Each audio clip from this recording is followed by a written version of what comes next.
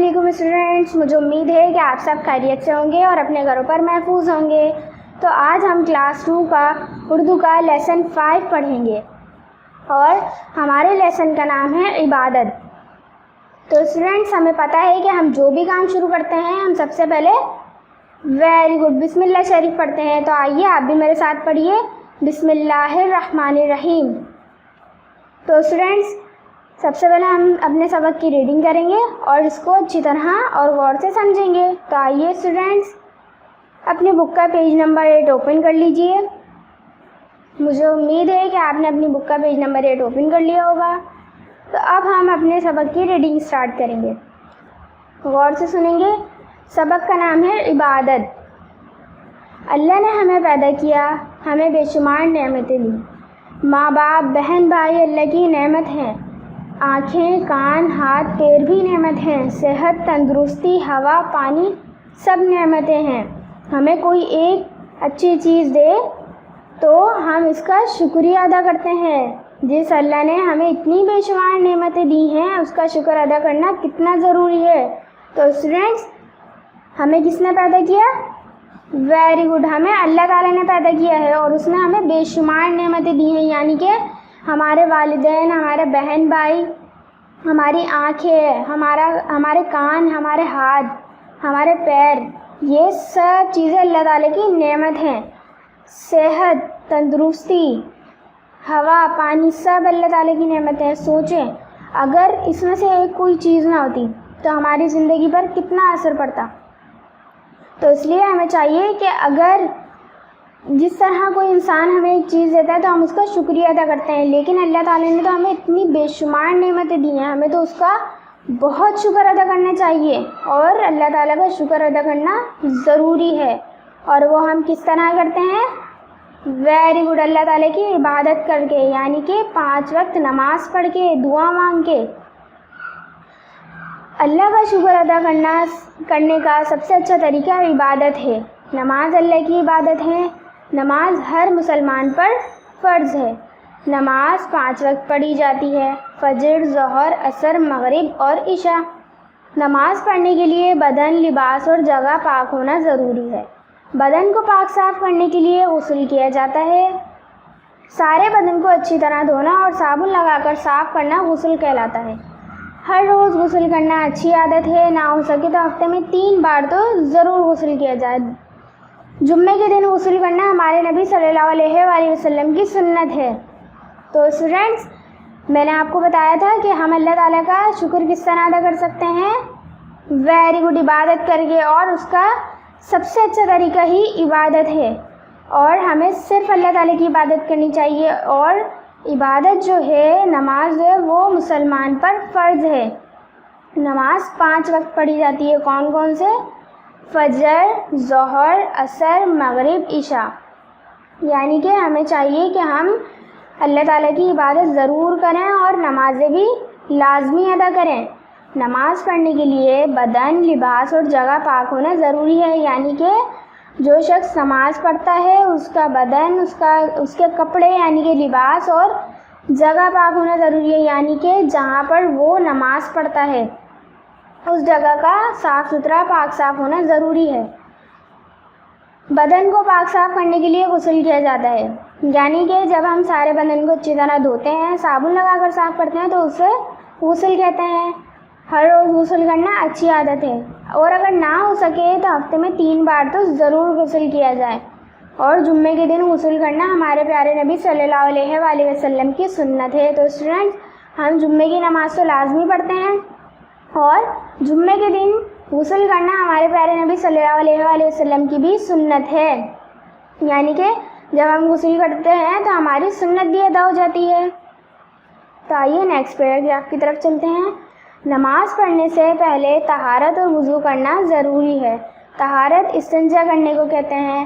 پیشاب یا پخانہ کرنے کے بعد پانی سے اچھی طرح صفائی کرنا استنجا کہلاتا ہے۔ استنجا کے بغیر وضو پورا نہیں ہوتا۔ وضو میں کوہنیوں تک ہاتھ دھونا، کلی اور مسواک کرنا، ناک صاف کرنا، منہ دھونا، سر کا مسح کرنا اور ٹخنوں تک دونوں پاؤں دھونا شامل ہیں۔ یعنی کہ اسٹوڈنٹس، نماز پڑھنے سے پہلے طہارت یعنی کہ استنجا ضروری ہے اور ہمیں اچھی طرح استنجا کرنا چاہیے. اچھی طرح صفائی کرنا استنجا کہلاتا ہے اور استنجا کے بغیر وضو پورا نہیں ہوتا، یعنی کہ جب ہم پاک صاف نہیں ہوتے تو ہمارا وضو بھی پورا نہیں ہوتا. وضو میں کونیوں تک ہاتھ دھونا، کلی کرنا، مسواک کرنا، ناک کو اچھی طرح صاف کرنا، منہ دھونا، سر کا مسح کرنا اور ٹخنوں تک دونوں پاؤں دھونا شامل ہے. یعنی کہ جب ہم ہاتھ دھوتے ہیں تو 3 مرتبہ دھوتے ہیں، ناک میں پانی بھی ہم 3 مرتبہ چڑھاتے ہیں، منہ بھی ہم 3 مرتبہ دھوتے ہیں اور کونیوں تک ہاتھ بھی ہم 3 مرتبہ دھوتے ہیں.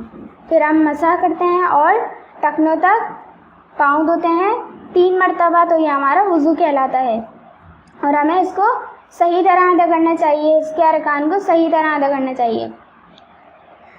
نبی کریم صلی اللہ علیہ وآلہ وسلم کا فرمان ہے کہ 7 سال کے بچے کو نماز پڑھنی چاہیے.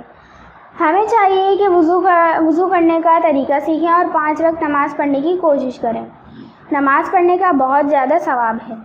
تو اسٹوڈنٹس، ہمارے پیارے نبی صلی اللہ علیہ وآلہ وسلم نے کیا فرمایا کہ 7 سال کے بچے کو نماز پڑھنی چاہیے اور ہمیں چاہیے کہ ہم وضو کرنے کا طریقہ سیکھیں، 5 وقت نماز پڑھنے کی کوشش کریں اور جب ہم زیادہ سے زیادہ کوشش کرتے ہیں تو ہم اس کوشش میں کامیاب ہو جاتے ہیں.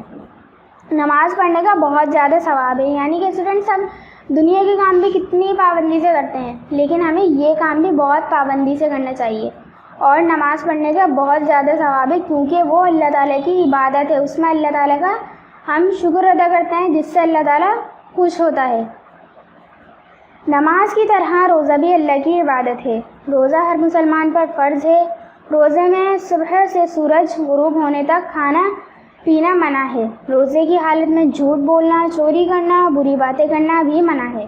اگر کوئی آدمی روزہ رکھے، دن بھر کچھ نہ کھائے پیے لیکن جھوٹ بولے، گالیاں بکے، لڑائی جھگڑا کرتا رہے تو اس کو روزے کا کوئی ثواب نہیں ملے گا. تو دیکھا اسٹوڈنٹس آپ نے، جس طرح نماز ہم پر فرض ہے اسی طرح روزے بھی ہم پر فرض ہیں. اور ہم روزے کون سے مہینے میں رکھتے ہیں؟ ویری گڈ، رمضان کے مہینے میں رکھتے ہیں. اور روزہ صرف یہی نہیں ہوتا کہ کھانے پینے سے منہ روک دینا اور بس کیا کہتے ہیں جھوٹ بولنا، یہ روزہ نہیں کہلاتا. روزہ وہ ہوتا ہے کہ انسان روزہ رکھے تو جھوٹ نہ بولے، چوری نہ کرے، کسی کی غیبت نہ کرے، گالیاں نہ بکے، یہ ہمارا صحیح روزہ کہلاتا ہے اور اس کا ہمیں ثواب بھی بہت ملتا ہے. تو آئیے اسٹوڈنٹس نیکسٹ پیج پر آتے ہیں، پیج نمبر 9. رمضان کا مہینہ روزوں کا مہینہ ہے.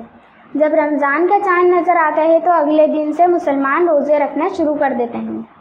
آدھی رات کے بعد سحری کے وقت کچھ کھا پی لیتے ہیں. صبح کی روشنی نظر آتے ہی کھانا پینا بند کر دیتے ہیں. دن بھر کچھ کھاتے ہیں نہ پیتے ہیں. 5 وقت کی نماز پڑھتے ہیں. سورج غروب ہونے کے بعد روزہ کھولتے ہیں. روزہ کھولنے کو افطار کہتے ہیں. افطار کے لیے کھانے پینے کی خاص چیزیں تیار کی جاتی ہیں، جس کو افطاری کہتے ہیں. تو اسٹوڈنٹس، میں نے آپ کو بتایا کہ رمضان کا مہینہ روزوں کا مہینہ ہے اور جب رمضان کا چاند نظر آتا ہے تو اگلے دن سے مسلمان روزہ رکھنا شروع کر دیتے ہیں. یعنی کہ جب آدھی رات ہوتی ہے تو سحری جسے کہتے ہیں، کچھ کھا پی لیتے ہیں اور پھر جیسے ہی صبح کی روشنی نظر آتے ہی کھانا پینا روک دیتے ہیں. پھر دن بھر کچھ نہیں کھاتے. پھر جب 5 وقت کی نماز پڑھتے ہیں سورج غروب ہونے کے بعد، یعنی کہ مغرب کی اذان جب ہوتی ہے تو روزہ افطار کیا جاتا ہے اور روزہ کھولنے کو افطار کہتے ہیں. اور افطار کے لیے کچھ کھانے پینے کی چیزیں تیار کرتے ہیں جو کہ بہت خاص ہوتی ہیں. رمضان کا مہینہ بہت خاص ہے تو اس میں ہم تیاریاں بھی بہت اچھے سے کرتے ہیں. اور افطاری میں کچھ ہو نہ ہو، بچوں کا روزہ ہوتا ہے یا نہیں ہوتا، افطاری ضرور کرتے ہیں اور وہ بہت خوش ہوتے ہیں. ماہ رمضان کے بعد عید آتی ہے. اس عید کو عید الفطر کہتے ہیں. مسلمان عید پر روزے پورے ہونے کی خوشی مناتے ہیں.